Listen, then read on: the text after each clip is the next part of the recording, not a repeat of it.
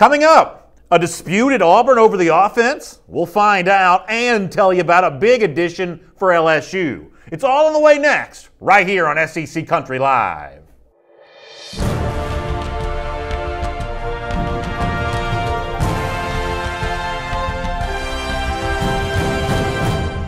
Hello everyone and welcome to SEC Country Live. My name is Brandon Adams. Normally I say hello to my partner, the former Alabama All-American Mike Johnson. You can obviously look and tell that this is not a former Alabama All-American, but it is our good buddy Brandon Walker, who you've actually seen in the comments section a couple times here recently on SEC Country Live. And if you're a Mississippi State fan, you know him from More Cowbell, the Mississippi State podcaster in SEC Country. Good to have you back on the program. It's good to be here. This is my third time to host this. Is it your third time? It's my third time, and I've got a couple more coming up in the future. Very excited about it. We'll see how it goes. Okay. We'll see how it goes before we start making too Let's get through the first and 10 and see where we're at, right? And speaking of that, let's start with item number 1 on our SEC Country Live first and 10. I think this is pretty interesting, and I'm curious what you're going to think about this. WJOX is a terrific sports radio station in Birmingham, Alabama. On one of their shows here this week, they had on SEC Network analyst Jordan Rogers, who had done the Auburn spring game. And what you're going to hear here is a question from former Auburn player and SEC Network analyst himself, Cole Kubelik, to Jordan Rogers about Auburn quarterback Jarrett Stidham.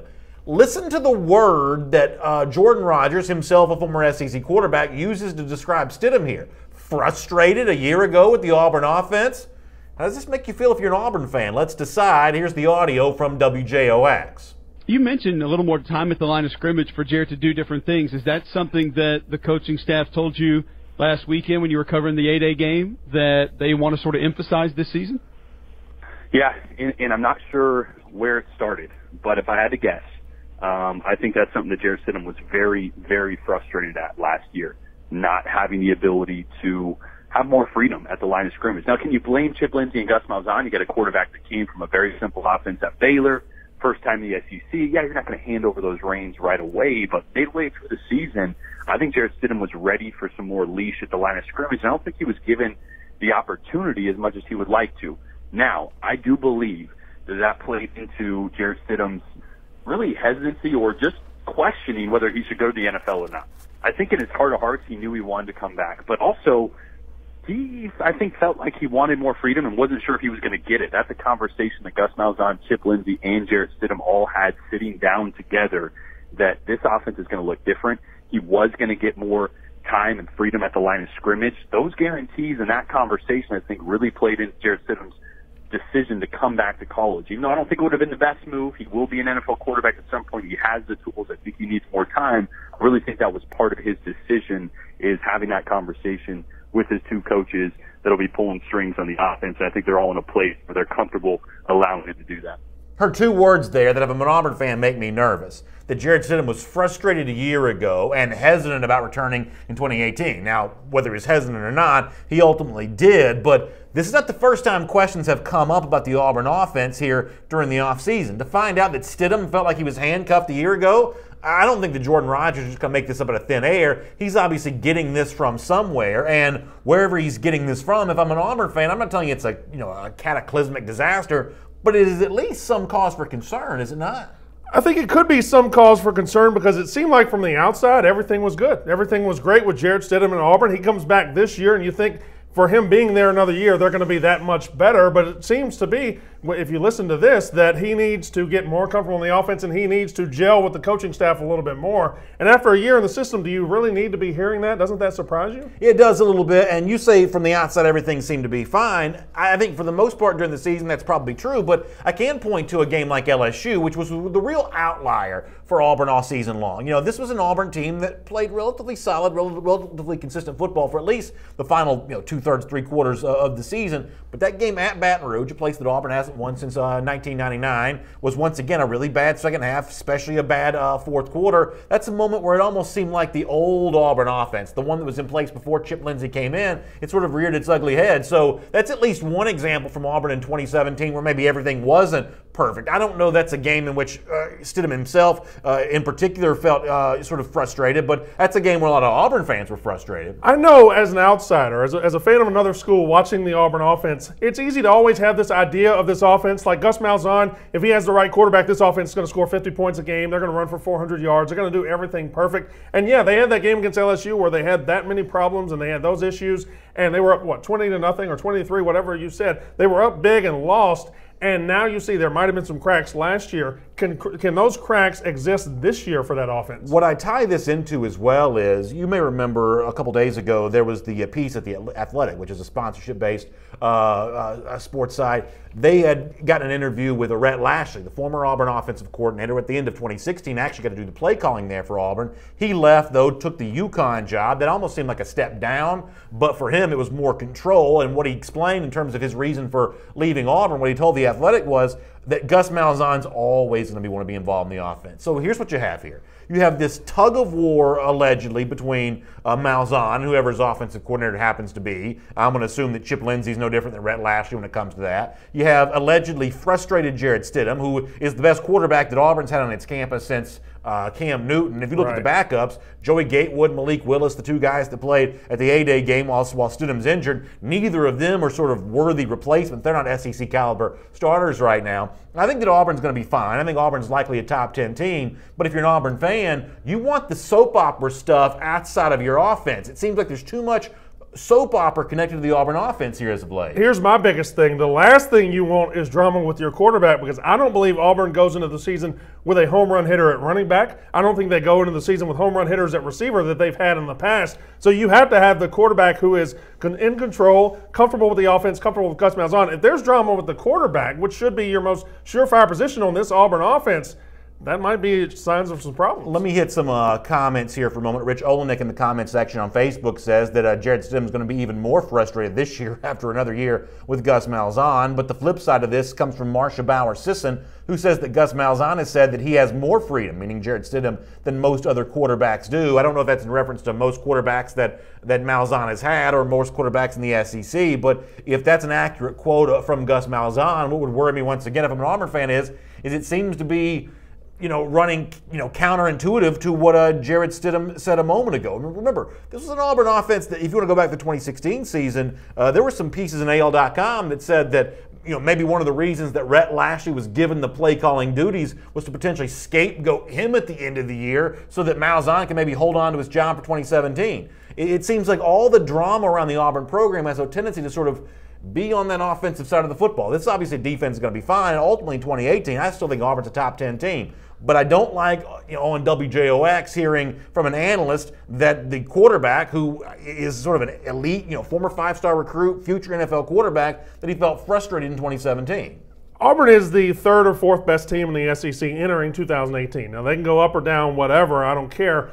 But Jarrett Stidham, I think, is a gigantic part of that. And hearing that there was some trepidation last year from Jarrett Stidham, it really kind of surprises me, because I felt like, just again watching, it looked like a seamless transition. It looked like he took care of the offense. And I was more concerned with so many other players on Auburn's offense going into this year. I don't know if you're an Auburn fan, if you're coming out of this very concerned, but I know as a Georgia fan, as a Mississippi State fan, I look at this and say, hey, there might be something there that I didn't know. Jake Farmer, final comment here on Facebook, and then we'll check it on YouTube in a little bit, says, I'm not concerned about it. Jake, speaking as an Auburn fan here, he is back, meaning Jarrett Stidham. He's going to get more leash. It is what it is. And maybe it does come down to that, and that's a good point by Jake. Whatever Stidham felt like he had to deal with in 2017, at least according to Jordan Rogers' perspective, maybe in 2018 it is different. Because I do think when you look at those, true, surefire, proven commodity quarterbacks in the SEC, I'm not sure how long the list is, but Jarrett Stidham for me is clearly on the list. I do think he has an NFL future. I think that Auburn's success this season is going to be built largely on his back, at least offensively, and having him back I do think is a good thing for the Tigers. I think that's the best thing for the Tigers. Their defense is outstanding. It's going to be great this year. And then you have the quarterback back. And like we said, when Gus Malzahn has the quarterback, his offense is even better. And I guess you could say that for every coach, but particularly for Gus Malzahn. I think they're going to be fine. I think Jarrett Stidham is going to be fine. If I'm going to the SEC this season, I'm going to vote Jarrett Stidham as one of the top 3 preseason All-SEC picks at quarterback. Let's do item number 2 here on our SEC Country Live First and 10 list. A big pickup for LSU here as Terrence Alexander, the former Stanford defensive back, has made his graduate transfer decision. He is coming to Baton Rouge to be a part of LSU. The LSU football account made this official on social media a little earlier today, saying they welcome in graduate transfer Terrence Alexander, the 2018 signing class. You see a picture of him there from his official visit to LSU, wearing the purple and gold. I think this is a huge pickup for LSU. We've actually talked a little bit on this show for a while now about why this was a battle that LSU wins over Tennessee, who had also gotten an official visit from Alexander here. For a little bit more of what Alexander brings to the table, I want you to hear from our LSU recruiting analyst, Sam Spiegelman. This is a recruiting story in some respects. Sam, on a recent Facebook Live for LSU fans, talked a little bit about Alexander, saying, while it may not be a given that he's definitely a 2018 starter, he's certainly a guy that brings a lot of experience to the table for the Tigers. Here is Sam on that point. I don't think a spot would be guaranteed, but the depth chart certainly lends itself to a veteran, a 5-year player at Stanford coming in and playing where there's no proven guy opposite of Greedy Williams. He would certainly have to try to take on Kerry Vincent and Jontre Kirkland, but neither of those guys have a lot of playing time under their belts. And the biggest question would be if Christian Fulton does turn out to win his eligibility battle, he's still an option to start in the nickel position. Whether he starts or not could certainly garner significant playing time. Now, that word, one of the words you heard Sam Spiegelman use there, is crucial. He calls him a veteran. Veteran's important here because at LSU, you've got one big-time veteran in Greedy Williams who's going to be one of the top players in the SEC, but shudder to thought for a moment. What happened if Greedy Williams gets hurt? I think it's a fair question worth asking, and it's one that Sam Spiegelman also explored, which makes Alexander's importance that much more paramount. Here's a little more from Sam Spiegelman. If Greedy Williams gets injured, and people forget about this all the time, who will become the captain of the cornerback room? It would be on either an inexperienced guy like Kirkland or Vincent, and without a guy like Alexander at their disposal, they don't have anywhere else to go. The overall bottom line here, Brandon, when you look at what Terrence Alexander brings to the table, this is an experienced player that has some athleticism. Obviously, Corey Raymond's a well-respected defensive back coach, and he's got something to work with here when it comes to Alexander. Here's a little more from Sam to explain that point. They need bodies in that cornerback room immediately, and Alexander brings experience, knowledge, and incredible speed to the position. It also just gives them an able body for Corey Raymond to work with. I think that this is one of those stories that has probably, frankly, been undercovered a bit in the SEC here this season. I think the LSU defense in 2018 has a chance to be really good. I'm not quite so sure what the overall record for LSU looks like. I think the LSU defense is going to be tough to deal with. They did need more experience in the secondary. They missed out on a couple of recruits for the 2018 class. I think adding Terrence Alexander is a big-time pickup for the Tigers here. First of all, are you sure we don't have more Sam Spiegelman audio to get to? I mean, three different clips from Sam Spiegelman. Hey, congratulations, Sam, for being on the show today. Listen, I will disagree with Sam on one thing. I think this guy is a guaranteed starter. I think he walks in and starts from day one. You got a guy who's played 4 years of big-time football at Stanford. He's been through the wars. You got Greedy Williams on one side, but on the other, you don't have that question answered yet, and this could be the answer to that question. I think this guy starts from day one. I think he starts all year, and I think he does answer a big question for LSU in that defense. And like you said, LSU defense is going to be really good. Now, LSU offense, LSU coaching, I don't know about that either. But defensively, this answer is a big question. Well, now, when you say LSU coaching, though, I mean, you're talking about Dave Aranda, one of the top defensive coordinators. Sure. I mean, very good defensive coordinator, but the entire coaching staff, I mean, they have terrible. You want to ask your questions about Ed Orgeron, and that's certainly fair. But, you know, for me, one of the things that Mike and I have talked about before, I think one of the reasons why Terrence Alexander, despite in addition to, I should say, the ties in New Orleans, one of the reasons why you probably choose LSU over Tennessee is because with Aranda leading the reins, at least for one more year at LSU, you know what you're going to get there defensively, whereas there's very little assurance whatsoever what you're going to get from Kevin Shearer there at Tennessee. I think the defensive coordinator tie here of Dave Aranda is one of the reasons why Alexander probably chooses LSU. Two things on that. This guy's got 1 year to play. LSU defensively is a more sure thing in 2018 than Tennessee is. And number two, LSU DBs go to the league.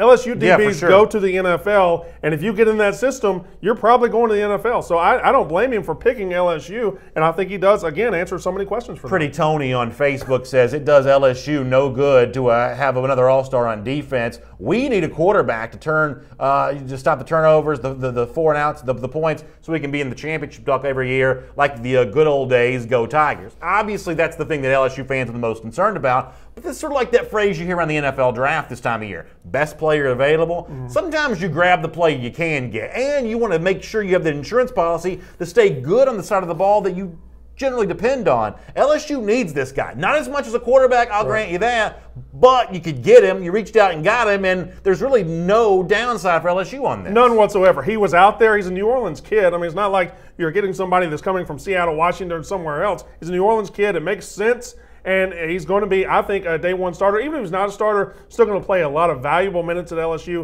And he's a great fit for Terrence Alexander, great fit for LSU. Katie McCarty on the YouTube comment section brings up a good point. Jacoby Stevens was one of the elite signees for LSU in the class of 2017. On the field last year, switched positions. Went from defensive back to secondary, or I should say to wide receiver. I think eventually switched back to defensive back. It sounds like Jacoby Stevens is going to be on the field some for LSU in 2018, and kind of like a 3 safety look, a nickel back, as sort of a 3rd safety there. It sounds like that's how Stevens might be used with Grant Delpit a bit, but we have a lot of LSU fans who watch this show every day. They'll weigh in on that. Well, listen, this is LSU. It's not Austin Peay, all right? They're going to have great defensive back talent. They're going to get 4- and 5-star DBs every single year. Like I said, if you play DB at LSU, probably going to the NFL. So they're going to have talent there. There's no doubt about that. This is just another one to add to it. Katie McCarty, also in the YouTube comment section, says that Pac-12 football is incredible competition. The one thing I will say about, working for David Shaw at Stanford, that's a smart coach. That's generally a well-coached team. That's one of the hallmarks of the Cardinal there. I actually like these. I like Keller Chris at Tennessee, got a Stanford pedigree. I like Terrence Alexander at LSU, got a Stanford pedigree. I like transfers from Stanford because they've been well-coached. I think David Shaw probably is a very good coach. Also, if you're a defensive lineman or a linebacker, yeah, maybe Pac-12 is a lot different than SEC football, but in the Pac-12, if you're a cornerback or safety, you're facing NFL quarterbacks on a weekly basis. They've got great quarterback play, great passing games out there. This is a guy that's going to be battle-tested and ready. And here's the thing. You can say, Pac-12 football is soft. Obviously, I've made that case before. But Stanford is not typically soft. No, Stanford's a pretty physical team. So Terrence Alexander's been through some physical Watch practices. the NFL draft in a couple of weeks. 2 Pac-12 quarterbacks will go in the top 5 picks. Really good point. Cliff Nelson, also in the Facebook comment section, says that Terrence Alexander is going to be great for the defense. LSU needs to develop their new spread attack and figure out if they're going to pass to set up the run with Brennan or the RPO with Narcisse or McMillan. We'll actually talk more about the LSU quarterbacks later on, but Cliff's first point here is this is all really good for the defense. And if you're not sure about your quarterbacks, if you're breaking in a new crop of running backs, you better hope to be good defensively, which is LSU gets a chance to say they will be. Yeah, I think LSU's got to be, I think they've got to be a top 3 defense in the SEC to really have a good season. If they're less than the top 3 defense in the SEC, I think they're in real trouble this year. By the way, I'm seeing a lot more Hail States in the comment section today. Yeah, I'm beloved by my fan base. Yeah, it's a bringer show apparently, and Brandon sort of brought his crowd here to the SEC Country Live. And if you're new to us today because your buddy Brandon Walker's on the air with us today, we appreciate you checking out SEC Country Live. We know you love more cowbell, and thanks for checking us out here today as well. And there is a Mississippi State topic coming up. We will do a little Mississippi State for the later first on time program. in months on this show. No, come on. We try to spread the wealth as much as we can. All right. We try to do that as much as we can. Speaking of that, let's go item number 3 here on our SEC Country Live First and 10 list. I mentioned a moment ago Keller Chris, the Stanford transfer at quarterback who's going to arrive at Tennessee this summer. While he is awaiting his arrival there in Knoxville, there is a quarterback battle going on right now, a competition, if you will, between Jarrett Garantano and Will McBride. And Mike Griffith, who covers Tennessee for SECCountry.com, made an interesting point the other day that he's hearing some things from Will McBride here. Garantano would be thought to be the clubhouse leader in comparison to McBride until Chris arrives, but Mike was saying that, hey, there's some guys that have seen practice. They're actually speaking fairly highly of Will McBride, which was, for me, a little bit of a surprise. Yeah, it surprises me, too, because I thought Garantano last year was going to be the guy going into the season, and it kind of, went 50-50. McBride is somebody who played, sparingly at the end of the season. Mm-hmm. They burned his red shirt kind of famously, and they did that. And then you got Keller Chris coming in. So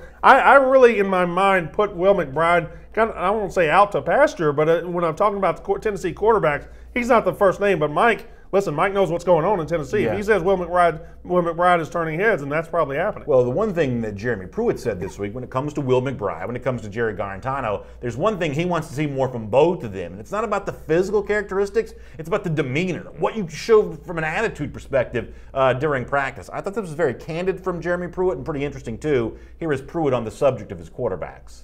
I think the biggest thing is with both of them is you're never going to play perfect. No player is. We talk to our guys all the time. There's no perfect players, no perfect coaches.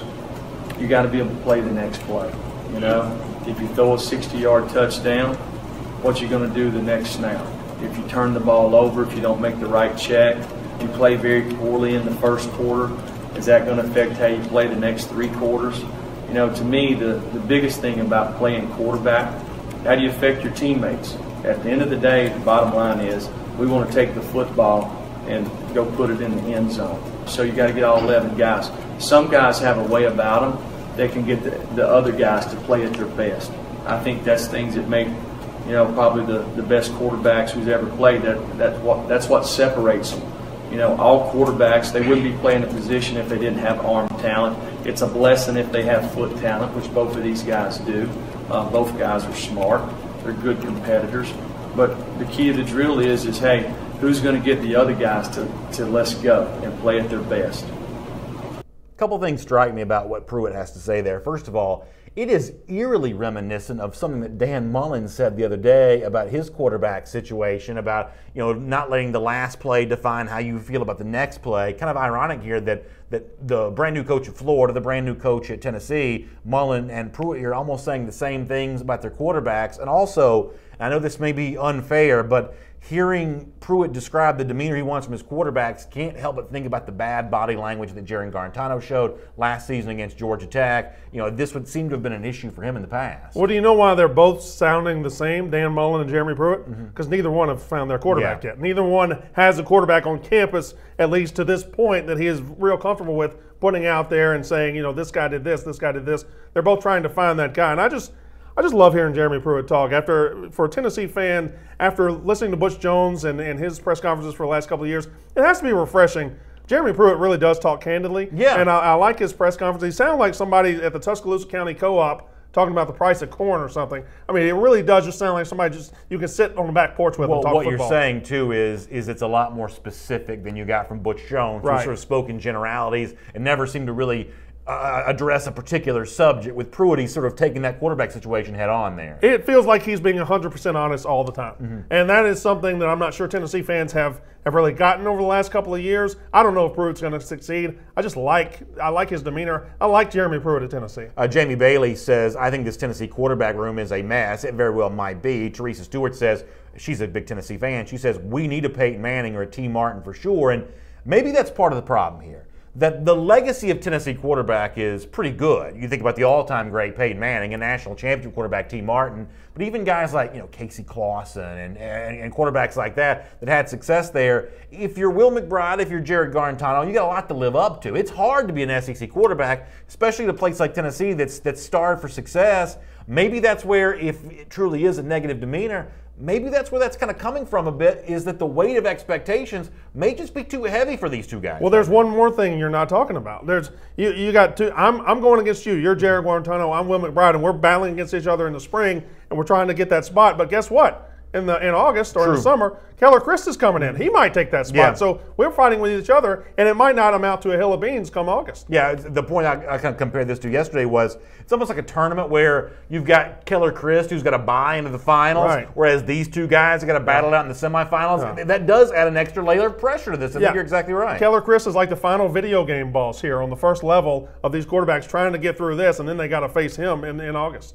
Kevin Chapman says that Jarrett Garantano couldn't hold a candle to a Jacob Eason, but Eason lost his starting position and continued to be a team leader with a positive attitude. A sulking quarterback hurts the team, and I don't want to be too hard on Garantano here because I can't say firsthand if he is sulking, but just generally speaking, sulking quarterbacks do hurt teams, and you've heard a couple different SEC quarterbacks, or I should say a couple different SEC coaches, challenge their quarterbacks to be more leaders and not focus on negativity. I do find find that to be kind of interesting. Yeah, no, I think you're right. Your quarterback has to be a leader, whether he's a good player or a bad player. He's got to be a leader. He's got to carry himself like he's the best player on the team, whether he is or he isn't. All right, so I'm getting criticized over here on the YouTube side of things for a moment because I'm not showing enough of love to the YouTube folks. Shannon Burgess says most of the comments are being read on Facebook today. So Mike generally is a little bit sort of better about toggling between the two comment sections. Oh, no. Are you throwing me under the bus? No, I'm not saying that for you. They're not criticizing you. They're criticizing me. And in fact, Cliff Nelson says,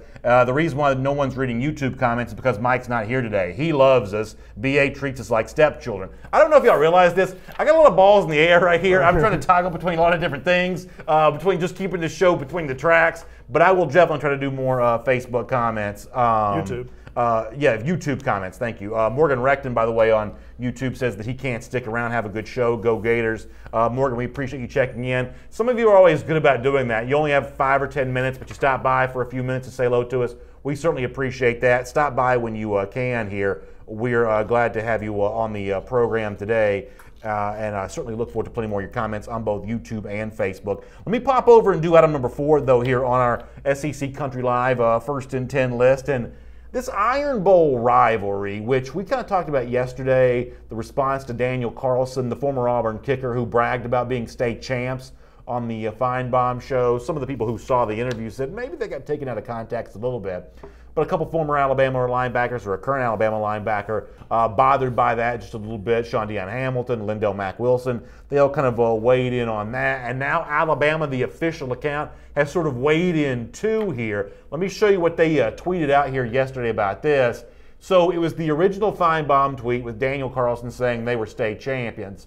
And then the Alabama football, the official account here says, just saw this. Little busy yesterday. That's in reference to the trip that Alabama took to the White House there. And then it's the meme here from SpongeBob SquarePants with the championship trophy on one side and the Iron Bowl trophy in the chum bucket. Now, I said this morning on Dog Nation Daily, which is the show that I do every morning, that I couldn't be less cool. I'm like 1,000 years old. I don't really understand popular memes. Luckily, we have young, hip staffers like Michael, one of our producers.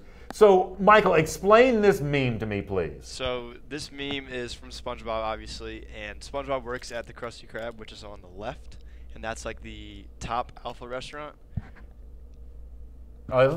And yeah, let me get Michael's microphone taken care of, and we'll come back and do some more of that again. Okay, so y'all can hear Michael. All right, go ahead, Michael. Do that again, please. Yeah. So really, it's Plankton is their enemy, and that's the restaurant on the right, which is the Chum Bucket. So that's kind of the worst of the two. So Alabama put the national championship trophy on the better side, which is the Krusty Krab, and the Iron Bowl trophy on the right, which is the Chum Bucket. Perfect explanation there. Now, I imagine you're following all of this because, Brandon, you are much younger, much cooler, much hipper than I am. Yes. Are you younger than me? I don't know if you are. Yes. I'm younger than you. All right, well, you're at least cooler and hipper than me. So you're understanding all of this then. I have 4 kids. Ages between 9 and 2, and I have a bunch of friends who are stoners, so they watch a lot of SpongeBob. So I do get this meme. So you do understand this? I do understand this. Here's what I think I understand this. I think it's beneath Alabama's official football Twitter account to be tweeting at a former Auburn kicker on the Feinbaum show with a cartoon meme. This seems beneath Alabama to me. That's where we are these days. The official team accounts in the NFL, and the NBA, and Major League Baseball, they take pot shots at other schools, other teams. They do that. It's funny. It's fun.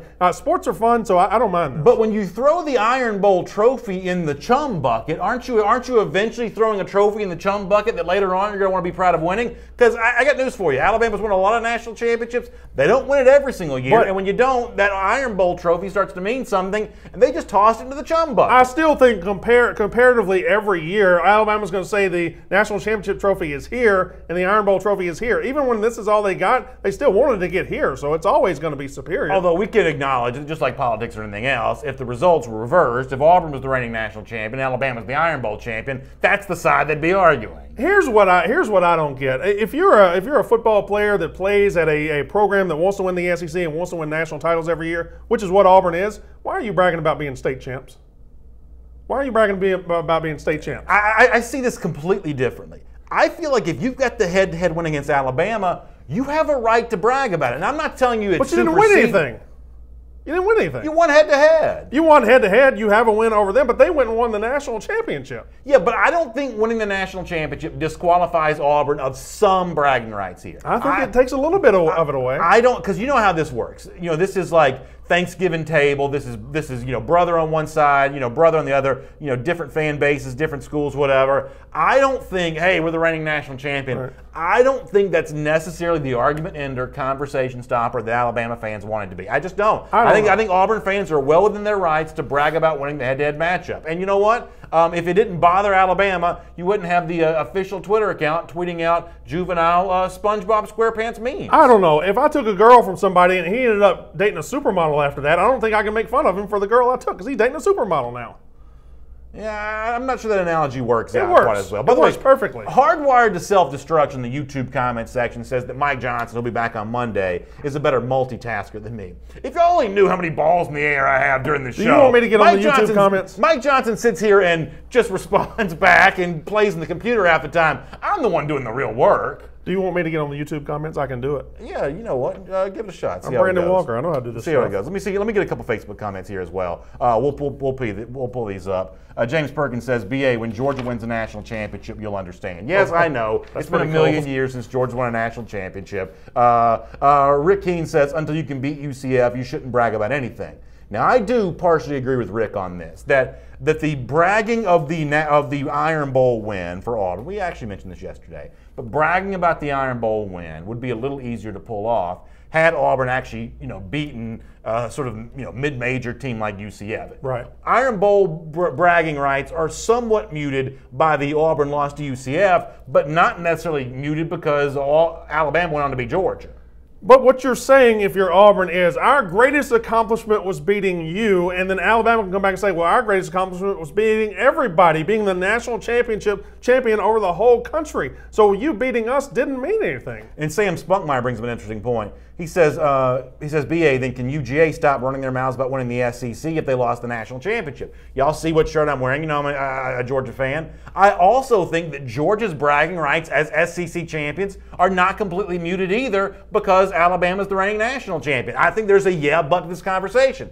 Bama can say, we won the national championship. Georgia can say, yeah, but we still won the SEC. Auburn can say, yeah, but we beat you both head to head. I mean, the bragging rights here are not clearly one-sided just because of Alabama's national championship. Kind of sounds like you're handing out participation trophies right now. It's not a, this is a real trophy. Everybody, now I agree with Georgia, but not Auburn. Everybody gets some bragging rights here. Listen, Alabama won a national championship. They own bragging rights over the whole country. But, all right, last point from me. I hear what you're saying. Last point from me on this. All I'm saying is that Alabama's national championship from 2017 is not the typical national championship. You talk about participation trophies? They were picked to participate. They didn't earn their way in. They were picked after the fact to participate. The SEC championship game is the typical ticket that gets punched. Alabama wasn't eligible for that game because they did not win the West, and yet after the fact, the committee said, you know what, we're going to put you in here anyway. It's almost like corporate welfare. We're going to put you in the game here and give you that chance. So this is not the typical national champion because they sort of made their way in the playoff in sort of an unorthodox, manner. I don't think there's any qualifier on any national championship trophy. If you're holding that trophy up at the end of the national championship game, you rule over college football. Period. End of discussion. All right, we'll keep the conversation going on this here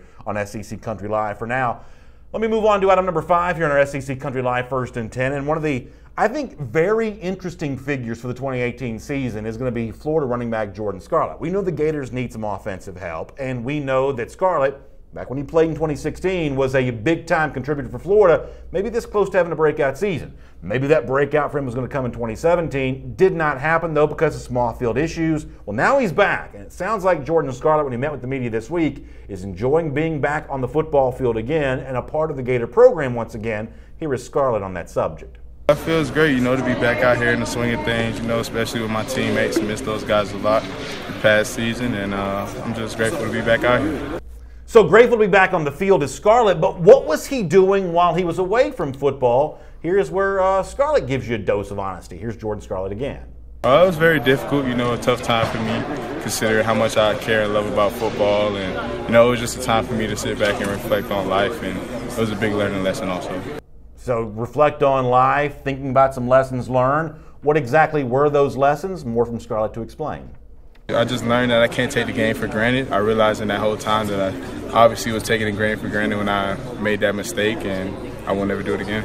Mark W. Knowles on Facebook says, "Go Gators." He's obviously excited about Jordan Scarlett. What do you expect from Scarlett, though? Is this a guy that sort of steps back in after a year away from football? Does he become the focal point of the Florida offense? What do you think? Yeah, I think so. Under Dan Mullen, you're going to get a couple things. They're going to run the football. They're going to run the football a lot. Under Dan Mullen, you're going to get good quarterback play no matter who you got back there. Now, he'll eventually get great quarterback play at Florida, but this year it'll simply be good. Jordan Scarlett, when Dan Mullen got to Mississippi State in 2009, there was a guy there named Anthony Dixon. He was a running back. He had been there for 4 years. He never really done anything. He led the league in rushing under Dan Mullen the year Mark Ingram won the Heisman. Jordan Scarlett is going to be the workhorse for Florida this year, and you're going to think I'm crazy. I think behind Jordan Scarlett and Dan Mullen, I think Florida wins 9 or 10 games this year. That's a bold prediction, the 9 or 10. I can't go with you there on that, but I do think your individual prediction about Jordan Scarlett's pretty interesting here because I think there is some truth to if not him, who? You know, right. If not him, which running back? If not him, you're worried about the quarterbacks. You know, Felipe Franks is likely to be the starter there. We saw a lot of him in 2017, and a lot of Gators fans didn't like what they saw. So if we're going to get to your number, let's not even say 10 for a moment. Let's just say 9. If we're going to get to your number, 9 wins for Florida, I don't see how you get there if it's not a big-time year for Jordan Scarlett. That 1,000-yard rushing year that he thought was going to be true for him in 2017, that's what Juwan Sider, the running back coach at the time, wanted for him. He's got to find that maybe more in 2018 here. Yeah, I think Jordan Scarlett is going to be Florida's running back. I think he's going to be very good. Like I said, John Hevesy coming over with Dan Mullen. Dan Mullen is going to run the football. He finished in the top 5 of SEC rushing offenses every single year he was at Mississippi State. He's got Jordan Scarlett. He's got a decent offensive line coming back.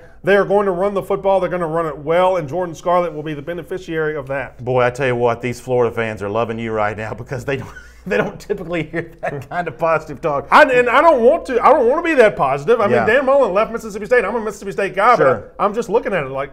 Manuel Montes in the Facebook comment section says, people are writing off Florida. We have one of the best stables in the country. What are the strengths for Florida here? I mean, obviously you've got some veterans along the offensive line. Finally, year for Martez Ivy, Taylor, the other tackle on the other side. Is this an offensive line that you trust? Defensive line typically good. I mean, are those the strengths that you think of when you think about Florida? Well, I do think Scarlett's going to be a strength if he comes back, if he acts right, and if he plays every game. I think the running game is going to be a strength, and defensively, I think they're pretty good. Todd Grantham coming in as defensive coordinator. I think they got enough talent there. Enough talent sat out last year and is coming back that they're going to surprise some folks. You're obviously a Mississippi State guy. You do the Mississippi State podcast every day for SEC Country. You saw Todd Grantham in Starkville last year. Did you like what you saw? Mississippi State in 2016 was 110th nationally in defense. Last year they were 10th. So yes, I loved everything about Todd Grantham at Mississippi State. It was a complete, it's a complete culture change from 16 to 17. Todd Grantham was outstanding. I expect him to be good at Florida. Ken Sagini, who's a big Florida fan in the comment section on Facebook, says, Brandon Walker, can you replace BA? They want to move me out because you finally said Florida may win 9 or 10 games. Will Puckett, though, says Florida needs any help it can get, and that's what they're looking for. Aren't they offering kid scholarships that are ranked outside the top 700? There has been some of that. Ultimately, that's what Mullen's going to do to prove himself to be a worthy Florida coach. Can he recruit better? But for 2018, you just got to be as good as you can be with the talent you have. Yeah, I don't know if Dan Mullen's going to recruit to the level Florida fans won't. That's the big question with him. I know that he can coach to the level Florida fans won't, and I think that's the biggest difference you'll see in 2018. Listen, 2017, Florida was a disaster. Well, they weren't coached very well, and Dan Mullen is a good coach. That's why I think they're the surprise in the SEC East this year. Over on YouTube, Cliff Nelson says Jordan Scott's going to probably get 1,300 yards. Boy, that is an optimistic appraisal. Mike Johnson's daddy, which is one of our YouTube commenters, says no matter how good Scarlett is, it's not going to matter without an offensive line. And I do think there's some question about that offensive line. I mentioned, Martez Ivy. Does he finally show what we thought he was going to be as one of the nation's top players coming out of the class of 2015? So we'll keep those comments going here. Let's do item number 6, though, on our SEC Country Live First and 10 list. And it's always sort of interesting when an SEC player on one team talks about an SEC player on another.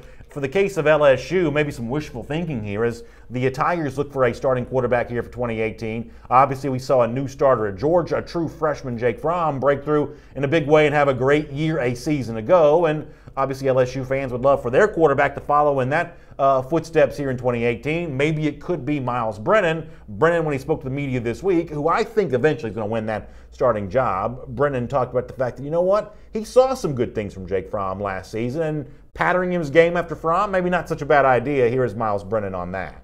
I've talked to him a number of times. Obviously, he's a great kid and a great quarterback. And, you know, he made plays when he needed to. He was smart with the ball, and he was a leader.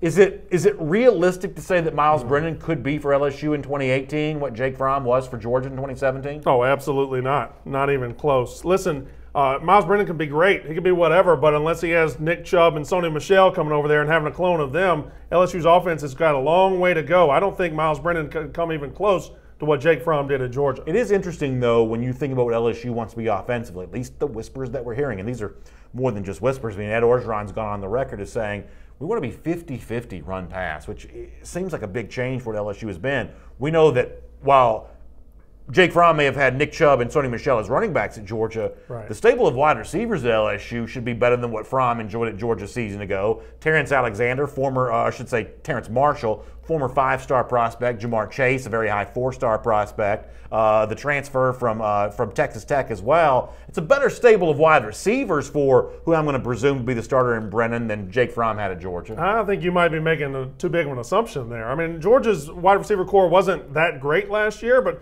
you just told me 2 freshmen and a transfer who's never played SEC football. So you're saying they're going to be better than what Georgia had last year? I'm not going to say that. Giles is his name, by the way. Jonathan Giles, I believe, the transfer from Texas Tech there into the LSU program. What do you make, though, of the idea that no matter what the numbers the LSU quarterback eventually puts up, and as I said, I'm going to assume it's Miles Brennan just based on what he has been doing during the scrimmages, what do you make about the fact that under Steve Ensminger, the brand new offensive coordinator, Ed Orgeron wants a big transformation here? They want to throw the football a whole lot more in 2018 than seemingly they have in a long time there in Baton Rouge. You know, I could see wanting to do that. You know, college football has changed where people do throw the ball a lot more, but if you're LSU, it has worked so well for so long to have a big stud running back, to have Fournette, and then to have Geis, and before him they had great stud running backs.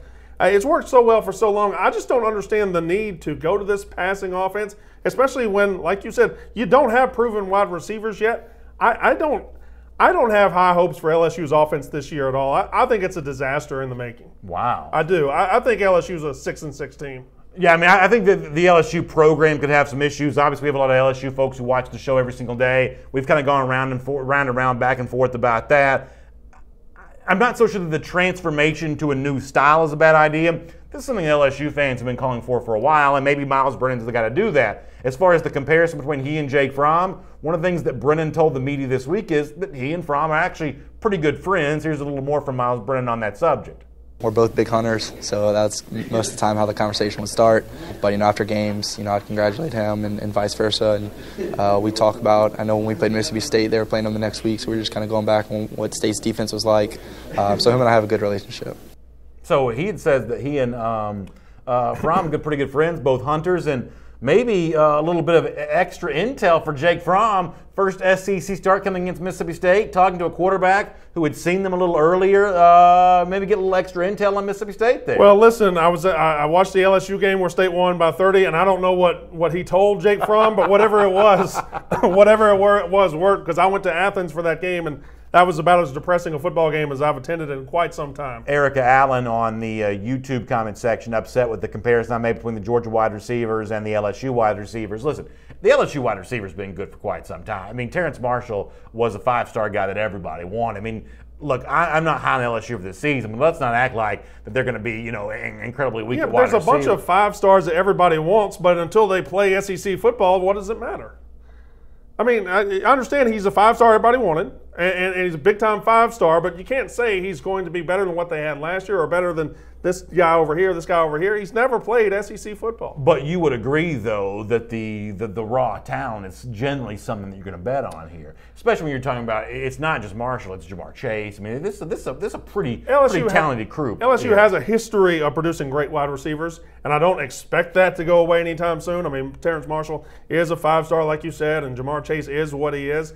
But until I see it working with Brennan on the field, I'm just not sold on it. Speaking of big-time recruits, let's do item number 7 here on our SEC Country Live First and 10 list. Some good news for the school that you cover on a daily basis, Mississippi State. We'll show you the action here on social media as I'm going to give this a shot here. Ani Hukachu? Ani Ezechukwu. I can't even read my own handwriting. Ani Ezechukwu, a 4-star defensive end from Memphis, is that right? Nashville. Right. 4-star defensive end from Nashville chose Mississippi State.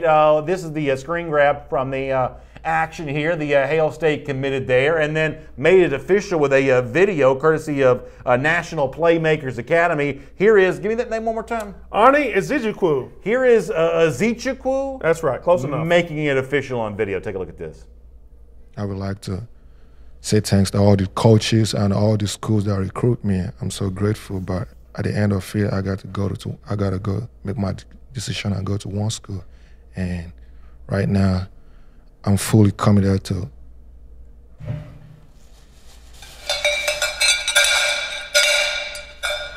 Hail State. Mississippi State. There it is, folks. Ani Ezechukwu, firmly 100% committed to Mississippi State.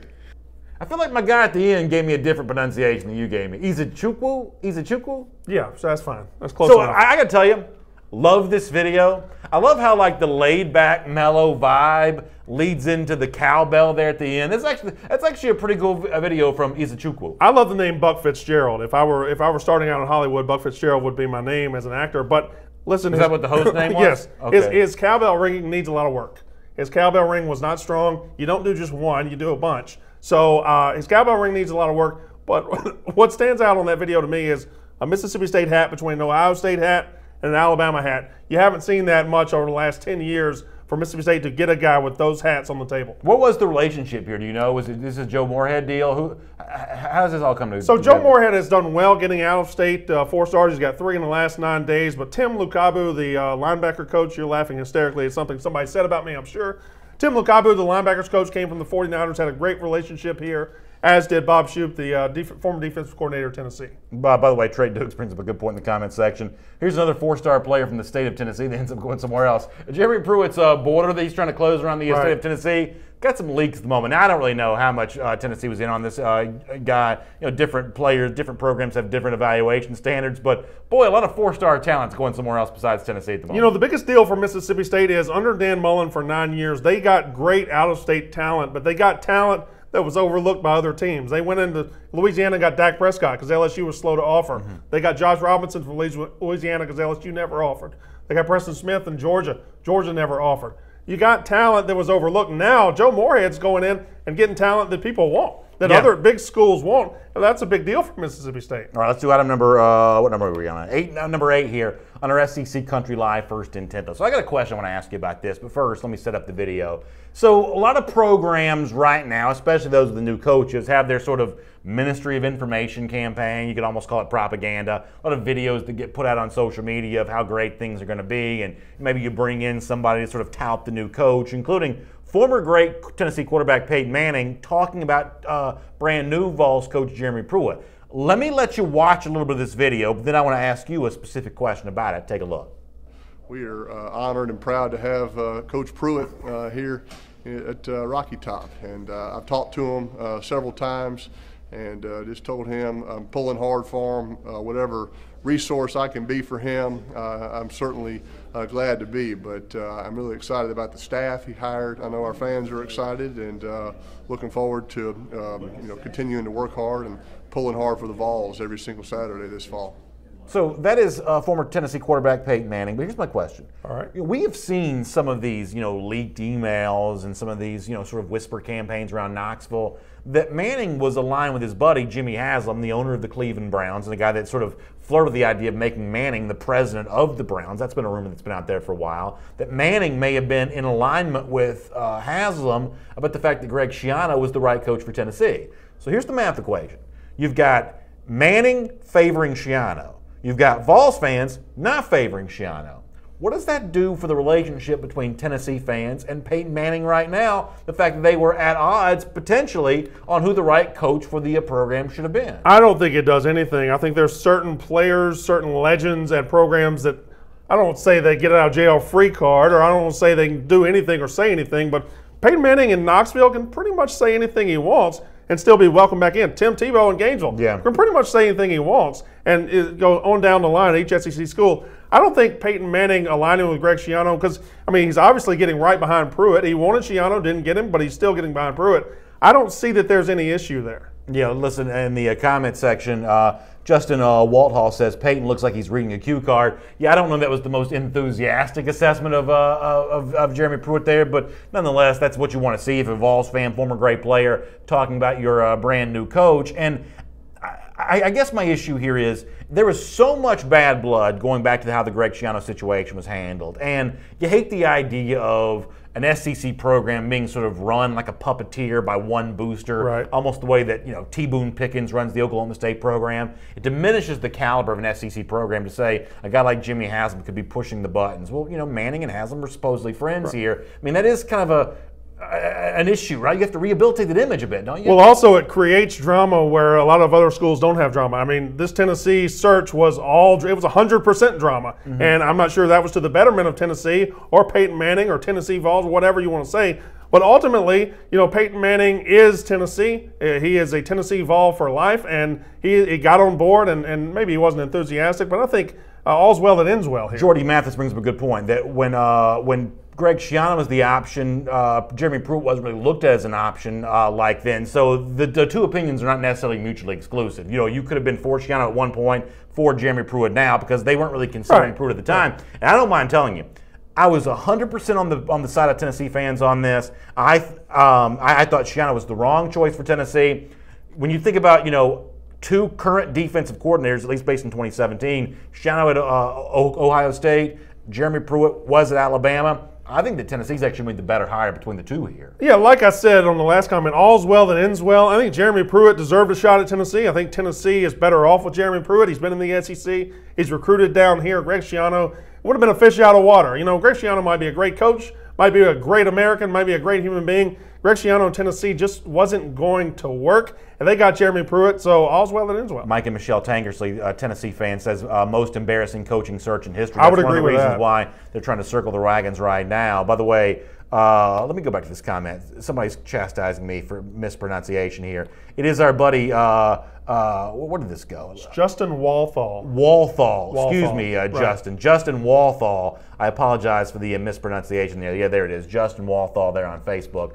Apologize for the mispronunciation. Teresa Stewart also says, feel like we dodged a bullet there when it comes to Greg Schiano. I think a lot of Tennessee fans probably feel the same way about that. All right, let's do item number 9 here on our SEC Country Live, 1st and 10. And a new episode of Bama Cuts is out, the surprisingly controversial barbershop-themed series from Alabama. This time focusing in on former Tide linebacker C.J. Mosley about his time in Alabama, and Mosley in talking about what was good about the Crimson Tide. Takes a little bit of a dig here at Auburn. This is kind of fun. I think you'll like this if you're an Alabama fan. Here it is.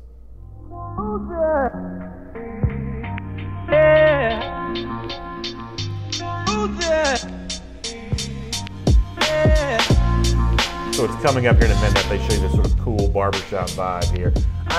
I do think all this is really well done. Here's called Auburn. When I was getting recruited there, at the end, when I got down my last 2 teams, it was between Alabama and Auburn. So I was really heavy about where I wanted to go. And one of the coaches said, "Well, just look at our roster. See the linebackers here, and look at these guys. They got Dante Hightower, they got Nico Johnson. They just had a couple more players." He said, "You can come here, you can start."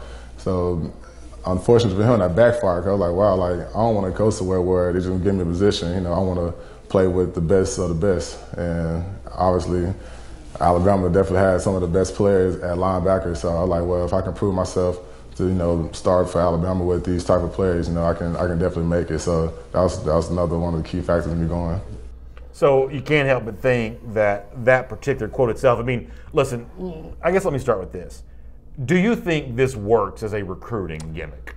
Yeah, I think it's case by case. I think one kid could be impressed with it. One kid might go this way. One kid might go that way. But listen, a lot of 4-star, 5-star linebackers, if you sit them down and say, hey, listen, we don't have anybody here ready. We want you to plug in this spot. They say, yeah, I want to be your guy. I want to be that guy. And then what he just said of, you know, I'd rather play with the best players, it's just 50-50, isn't it? There's something about that particular message from C.J. Mosley that feels very specific and very timely given some of what Alabama's dealing with right now, because the same kind of promise that Auburn apparently made, or suggestion, maybe better said, that Auburn made to a Mosley about, hey, you can come here, you can be the guy.